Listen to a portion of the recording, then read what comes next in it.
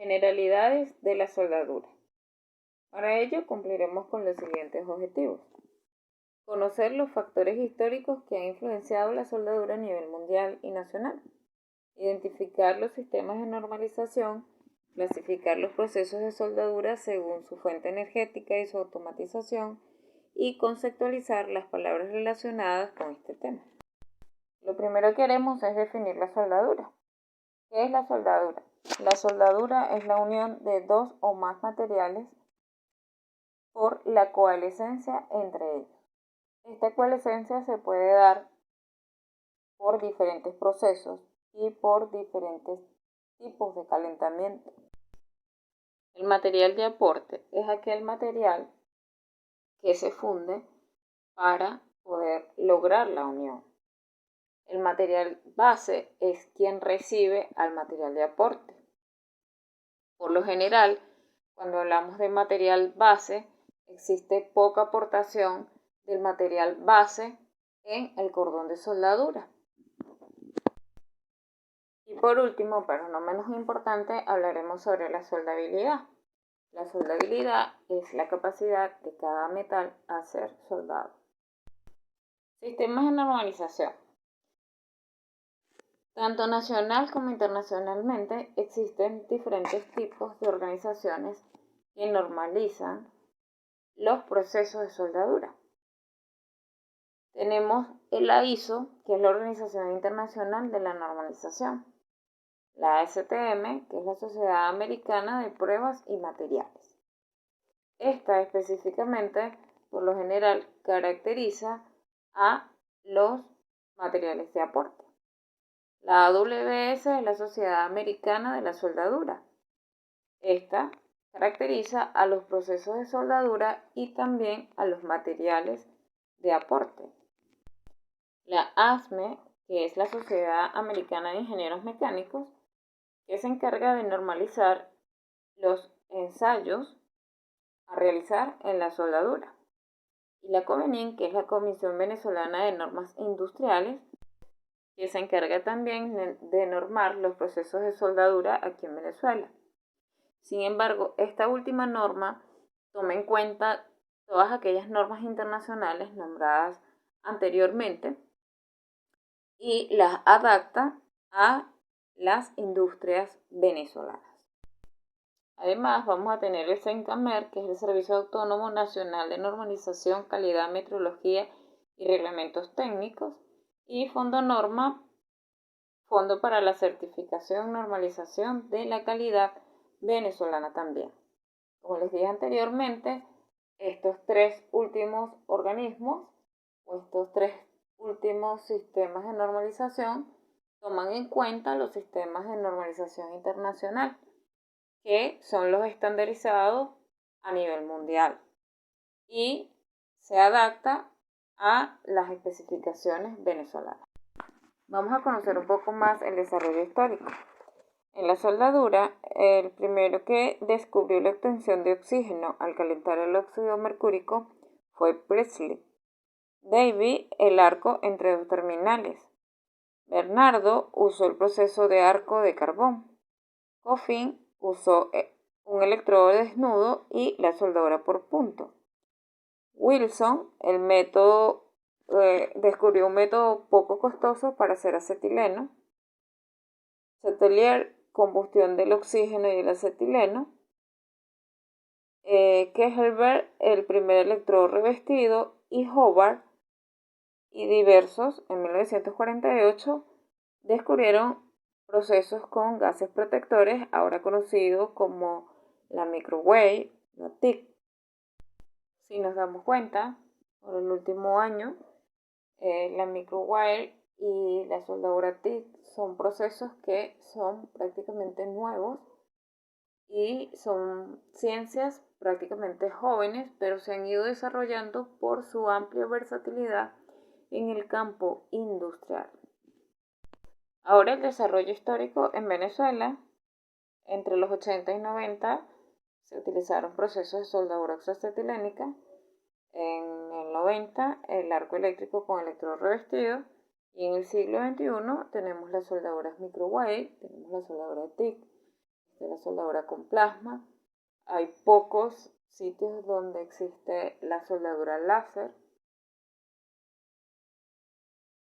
Y, por supuesto, la soldadura por resistencia.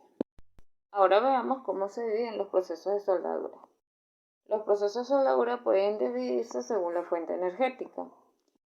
Van a haber algunos que son dependientes de la electricidad, otros que son no específicos y otros procesos que son independientes de la electricidad y son llamados termoquímicos. Dentro de los procesos dependientes de la energía vamos a tener los procesos de arco, que va a estar la soldadura SMAU, que es la soldadura con arco por electrodo revestido, los procesos micro-Y y el TIC, y el proceso por arco sumergido. Los procesos no específicos se encuentra la luminotérmica, la de haz de electrones y el martillado. Entre los procesos de gas vamos a tener la soldadura oxoacetilénica y la soldadura fuerte. La soldadura blanda la podemos catalogar también dentro de los procesos que son dependientes de la electricidad. Sin embargo, está catalogada aquí porque la manera de usar el material de aporte es muy parecido a la soldadura oxoacetilénica. En los procesos de soldadura por resistencia vamos a tener diversos tipos de soldadura por resistencia. Tenemos la soldadura por resistencia por punto, por rodamiento, por arco y presión, por partes salientes y la soldadura por resistencia percutiva. Cada uno de estos procesos los vamos a ir desarrollando a lo largo de la clase de soldadura. Ahora vamos a empezar con lo que es la soldadura oxoacetilénica. Para este fin vamos a desarrollar los siguientes contenidos relacionados con la seguridad, la soldadura oxoacetilénica como tal, y describir el proceso, los tipos de gases, los generadores de acetileno, los tipos de soplete, las llamas, los materiales de aporte y los métodos de soldeo. Los objetivos serán conocer, comprender y aplicar las normas de higiene y seguridad, conocer, comprender y aplicar los conceptos inherentes al proceso de soldadura oxoacetilénica. Y ahora en adelante vamos a empezar a manejar nuevos conceptos de diferentes tipos de soldadura. Por lo general, ellas siempre van a tener el mismo nombre, que sería la soldadura, pero el apellido, que en este caso sería la oxoacetilénica, va a describir el proceso como tal. Cuando hablamos de soldadura oxoacetilénica, decimos que consiste en una llama dirigida por un soplete obtenida por medio de la combustión de los gases oxígeno y acetileno. El apellido hace referencia a lo que es el proceso de combustión o el proceso de calentamiento para poder lograr la fusión del material de aporte.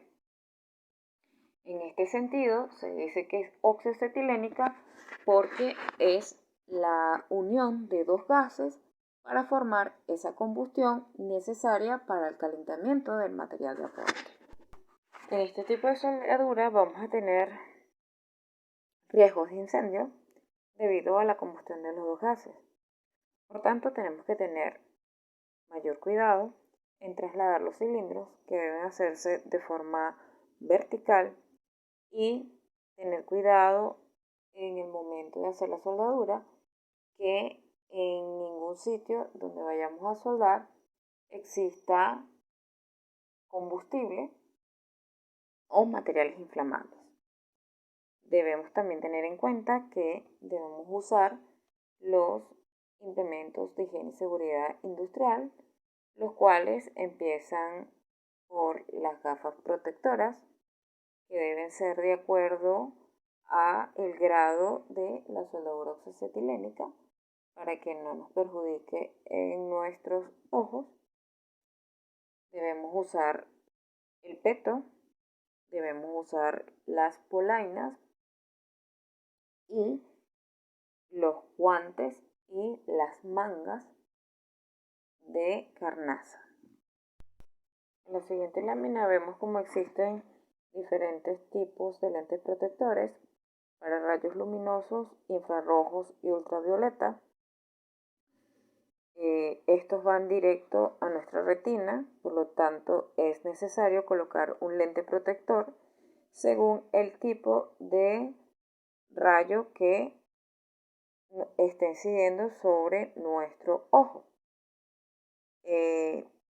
Para ello vamos a ver en la siguiente lámina cuáles son los tipos de cristales o los tipos de lentes protectores que debemos usar según el tipo de soldadura. Para la soldadura oxoacetilénica necesitaremos usar un vidrio protector entre 6 y 9. En la soldadura oxoacetilénica, por la combustión entre los dos gases, vamos a tener diferentes tipos de llamas. Esos tipos de llamas van a estar caracterizados por 3. La llama carburante. La llama carburante tiene más gas combustible, que en este caso es el acetileno, que gas oxígeno. Y vamos a tener también la llama neutra, que tiene igual cantidad de gas combustible y gas oxígeno o gas comburente. Y por último vamos a tener la llama oxidante, que esta va a tener, por supuesto, mayor cantidad de gas comburente que de gas combustible. Estas llamas van a estar caracterizadas por su forma. La llama carburante va a tener un doble dardo y su penacho va a ser muchísimo más largo y más amarillento. La llama neutra tiene un solo dardo azul, y su penacho va a ser un poco más corto que la carburante. Y por último, la oxidante va a tener un dardo azul blancuzco y su penacho va a ser pequeño y se caracteriza por el sonido. En esta figura tenemos lo que es el material de aporte, la boquilla, el metal fundido, el metal solidificado y el material base. Para este tipo de soldadura vamos a tener diferentes tipos de soplete, que es el de alta presión y el de baja presión. Ellos se van a diferenciar básicamente en su cámara de mezcla. En la diapositiva vemos la descripción del equipo. Vamos a tener el cilindro de oxígeno, el cilindro de acetileno. Vamos a tener los reguladores de cada uno de los cilindros. Ese regulador nos va a permitir regular la presión del cilindro a la presión del trabajo, y la presión de trabajo, por supuesto, es mucho menor a la presión del cilindro. Además de regularla, va a permitir la manutención de esta en el proceso como tal. Las mangueras de los gases, las válvulas antirretroceso, que vamos a tener varias, eso lo vamos a caracterizar en la práctica, y las válvulas de control de gas, el soplete y la boquilla de soldar. Esa boquilla de soldadura va a tener un diámetro dependiendo del material de aporte, el diámetro del material de aporte y el espesor del material base a soldar. Cabe destacar que las presiones de trabajo para el oxígeno van a estar entre 10 y 12 psi, y para el acetileno van a estar entre 5 y 7 psi. La generación de acetileno se puede hacer de dos formas. Existen dos tipos de generadores: el generador del carburo al agua y el generador de agua al carburo. Para el uso de cada uno de ellos va a depender del país donde estemos, debido al costo del agua. Si estamos en Europa, por lo general se utiliza el de agua al carburo, y en Venezuela utilizamos los que son de carburo al agua, debido al costo del agua y el carburo en las diferentes zonas.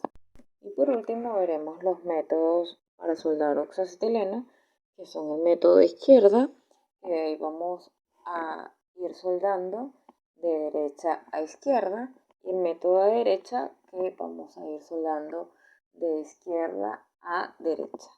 Esto va a depender del operario y de la facilidad de hacerlo. También va a depender del espesor que vamos a soldar, ya que del método izquierda se calienta menos el material base y el método a la derecha el material base se calienta aún más. Quiere decir que si tenemos un material de un espesor muy grueso, es recomendable soldar a derecha. Sin embargo, el operario va a decidir cuál método utilizar y cuál es el que realiza con mayor facilidad. Gracias por su atención.